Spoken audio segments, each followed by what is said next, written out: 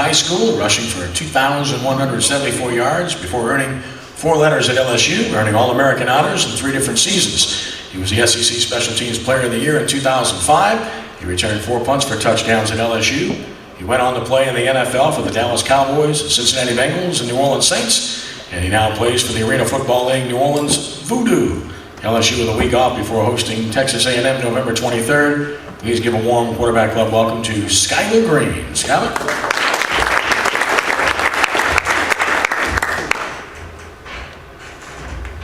Good afternoon. First, I'd like to start off by talking about the LSU game this past weekend. LSU, they played up to their ability. They had a great game plan, I thought, going into the game. As far as what Coach Miles decided to do in the game plan, as far as run the ball, and I thought he should have ran Kenny Hilliard a little bit more in the game, and use all 3 of those guys to kind of put that defense in the bind with, get those guys a little beat up in the secondary and on defense to get us moving the ball a little bit more in the running game. I thought Mettenberger did a pretty good job throwing the ball he found this guy Beckwith out there a couple of times, and I was hoping that he got a chance to find Jarvis a couple of times, but he didn't find him as much as he found Beckwith in the game. I was kind of disappointed as far as the way the game turned out, as far as the turnover in the beginning of the game with the fumble by Copeland. Just kind of felt like that. He thought he just saw the pay dirt, and he just kind of relaxed with the situation with the ball in his hand. And then the Mettenberger snap with Porter wasn't paying attention to the snap, and I thought that's just a miscue between. It was 3 different guys in that situation that had to do with the snap of the football. You got your guard, your center, and your quarterback, which he's making a signal to the guard, and once the guard gets the signal, he taps the center. And I kind of think that kind of threw him off a little bit with the crowd noise, and Mettenberger wasn't expecting that snap. And that is the thing I think hurt us in the situation in the game. Those 2 turnovers were big in this game, and we weren't able to pull back from it, along with the fake punt. Kind of helped Alabama in this situation in the game, and it kind of ran away from us after that with the fake punt. And Coach Saban started, running Yeldon with the football a couple of times, and we didn't tackle well on defense, I would say. We need to do a better job tackling this week coming up, and I think preparing for Johnny Manziel, these guys would prepare a little bit harder for Manziel because of the type of quarterback he is. He won't stay stationary in the pocket too much. It'll be a lot of moving around. So our defensive line has to be well conditioned for that game, I would say, because Manziel will get loose a couple of times. I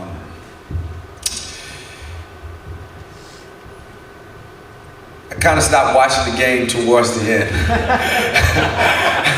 I didn't want to say it, but I did stop watching the game towards the end. I would say probably late 3rd, beginning of 4th, when I kind of felt like it was no chance of us coming back in that game. I thought when the game was 24-17 for that little while, I thought we were going to get back in it and at least tie it back up and give a better chance of winning in the end. Give ourselves a better chance of winning in the end. But Coach Saban coached those guys up pretty well on the defensive side of the ball. They stopped us. And on that 4th and 13, I thought that, towards the end of the game, I thought that he shouldn't have looked for Jarvis in that situation. It should have been. I thought it should have been a totally different play call in that situation. It was tough because the way the defense was set up, they were looking for something like that. Wheel route off of Jarvis, and he wasn't able to get his head around to the ball. They forced him out of bounds, and Mettenberger threw the ball away. And that was to kind of sum the game up right there. And but as far as Menzel goes, I think we gotta go in this week, focus more on our defense, focus on tackling, hitting and wrapping, concentrating on the points of 5 points of pressure carrying the football. Limit ourselves with the turnovers and try to create more turnovers. I think if we would have created more turnovers in this Alabama game, and we would have probably had a greater chance of winning the game.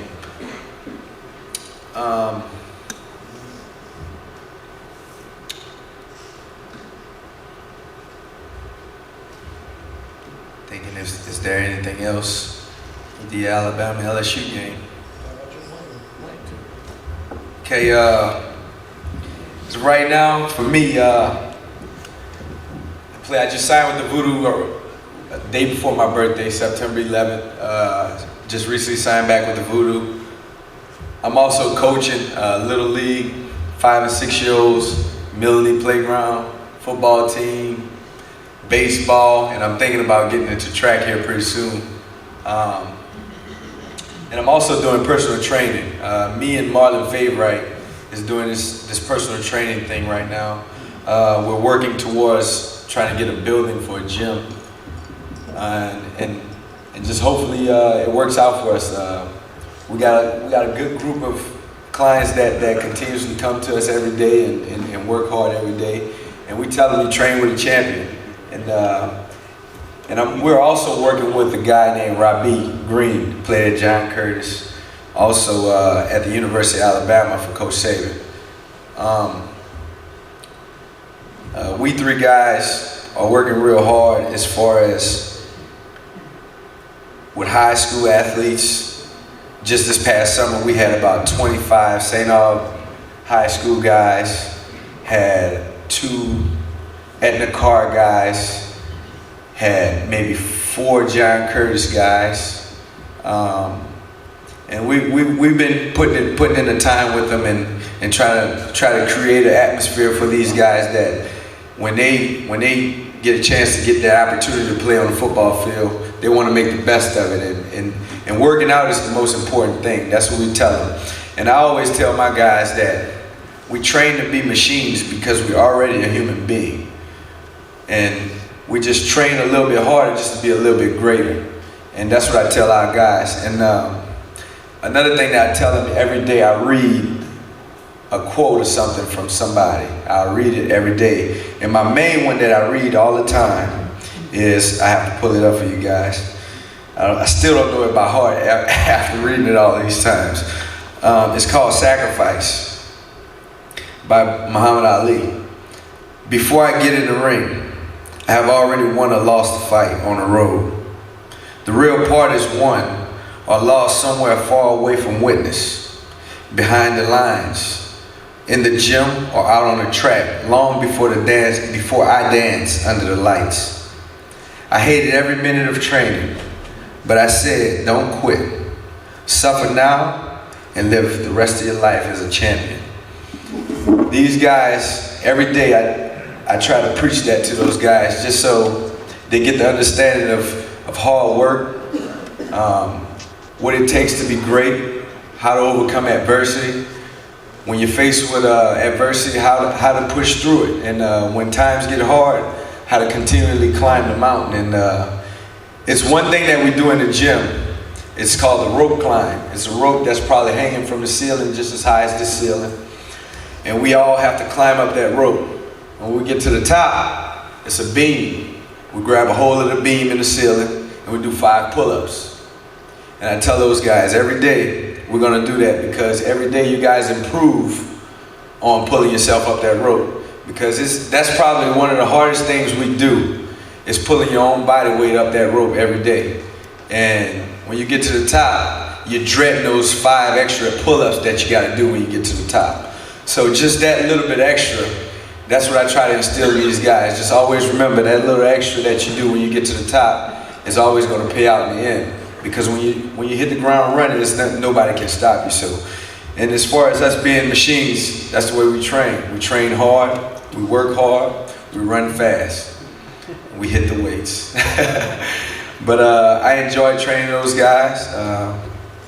I enjoy where I'm at right now. You know, I enjoy working with the 5 and 6-year-old kids. It's real fun. We didn't make it to the playoffs this year. We were cheated out a couple of games, but it's okay. It goes that way. I think our kids will be pretty good next year. But thank you guys for having me. I tell Mr. Trahan every time he always give me opportunity to do this, and I thank him a lot for it. I told him I'm sitting between 2 legends right here, him and Mr. Ed. Those guys are like sports encyclopedias, and they know a whole lot about those sports that's going on. And they're real big down here for the city of New Orleans and our high school sports. And I'd like to thank those guys for having me. Any questions? What is your opinion of the targeting penalty this year? The targeting penalty. Targeting penalty. It can go both ways. I think it can go both ways because sometimes it's just when you're in the heat of the play. Some guys lead with their helmet. Some guys lead with their shoulder pads. The guys that lead with the helmets are more dominating tacklers. These guys like to run through people, as I would say, and that's the way we create turnovers.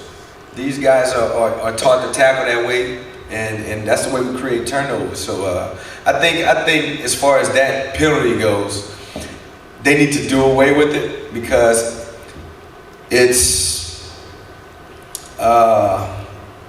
how would I put this?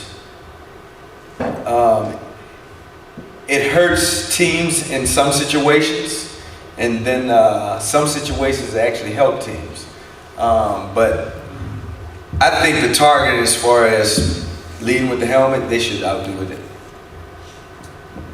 Skyler, I want to, when the subject comes up about great prep players around this area, your name is definitely one of them with your career at Higgins. But our question, I got actually 2 questions. Well, first one, who was the coach at LSU when you were there? Nick Saban. Okay. So you're right about the assessment of this game. That was a brilliant call to run the fake punt. And so he just proved again that he's the best coach in the nation. So tell us a little bit about your relationship with him. I think that play, I think he just used some of Coach Miles's juice that he always uses against other people. Flip the script? Yeah, he flipped the script on him. And what was the other question? My last question is, what's your 40 time these days? Oh, 40 time these days. I'm a little on the older side now, but I'm still probably in the 4.4s. I still train hard at it. I still train every day. Being that I'm getting ready for the VooDoo here pretty soon, I would love to get a little faster, and hopefully it'll pay out in the end for me. Skyler, was Wayne Myers your coach at Higgins? Wayne Myers. Yes. Yes, sir. Okay, please don't hold back, but what do you think about what happened to him last week at Higgins? Thank you very much. I think it's a tough situation. He's a great coach. He was a great coach in the years I was there. He's been there for about 20 years, and this is his first losing season. It's pretty tough when you go 20 years and this your first bad season that you have, and then the school decides to let you go. But that comes along with the new principal and everything else in the school. But in his time there, I would say that he had a great stench as a head coach at LW Higgins, and the product that he put out, it spoke for itself. You know, we a lot of the guys that I played with, we're still close, and some of those guys are doing spectacular in their lives, and it's due to Coach Myers and what he's taught us and how to be great young men after high school, and it carried on into college, and as far as his wife was a great lady at Higgins. She always had cookies for us and things like that. I'm sure those guys are going to miss what Coach Saban, excuse me, he must be talking about me. What Coach Myers what Coach Myers and his family has done at the LW Higgins, along with his brother Steve, now at Bell Chase High School. But I think it's a sad day for LW Higgins. But you know, I'm sure they're gonna find a pretty good coach that'll come there and try and turn our program back around the way that it was. Anyone else? Talk about your relationship with Nick Saban when you were playing. Me and Coach Saban had a pretty good relationship. I remember when he came down to visit, to try and recruit me. He came to my house, sat on the couch, and my mom had some sweet tea. He asked for a glass of that sweet tea, and he was like, man, when he left, he was like, that was some good sweet tea. And I was like, yeah, she does make a good picture of sweet tea. But me and Coach Saban's relationship was pretty good. I was one of those guys that when we were on the practice field, he always had a couple of things he wanted to say to me, or a situation that went on in practice that probably I showed a little frustration or something. And during the special teams period, he'll come back there while I'm receiving punts. Hey, Five, are you mad at me? I'm like, I don't want to talk right now, Coach. But other than that, he had a pretty good sense of humor with his guys that he coached, and he built a great relationship with us all in his time here at LSU. Thank you, guys.